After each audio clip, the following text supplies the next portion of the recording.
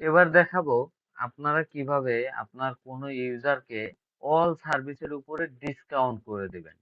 যেমন ধরেন এই ইউজারটার ফেসবুক ফলোয়ার ৩৯ টাকা। এই প্রাইস কিন্তু আপ ডাউন হয়, দাম কমে বাড়ে, ঠিক আছে? আপনারা কেউ ধরে নেবেন না যে ৩৯ টাকা এখন কম কেন বা ভবিষ্যতে বেশি হলো কেন। এই মুহূর্তে ভিডিও করতেছি এটা জাস্ট আপনাদের বোঝানোর জন্য, ঠিক আছে? তো এই ইউজারের ৩৯ টাকা আছে, আপনি চাচ্ছেন যত সার্ভিস আছে সব সার্ভিসের উপরে উনি ডিসকাউন্ট পাবে, মানে ওনার থেকে কিছুটা কম নিবেন।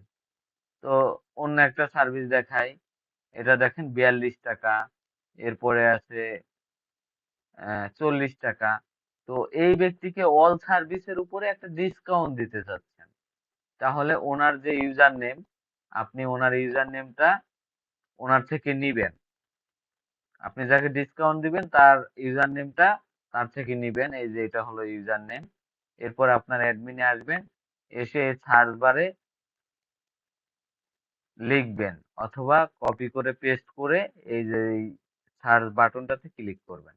ক্লিক করলে এই ইউজারটা শো করবে।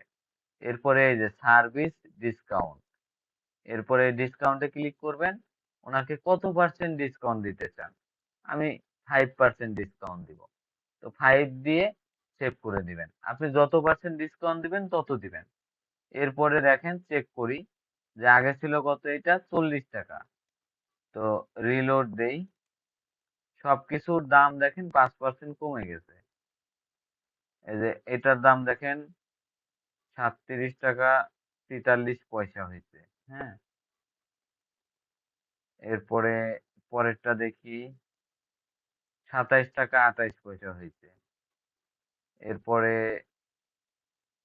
৩৯ টাকা ৯৬ পয়সা হয়েছে। হ্যাঁ, তো এই ব্যক্তিকে যদি আপনি 10% ডিসকাউন্ট দেন, এখানে আবার এই যে সার্ভিসে এসে এই যে ডিসকাউন্ট এখানে ক্লিক করে এখানে 10% ডিসকাউন্ট করে দিব।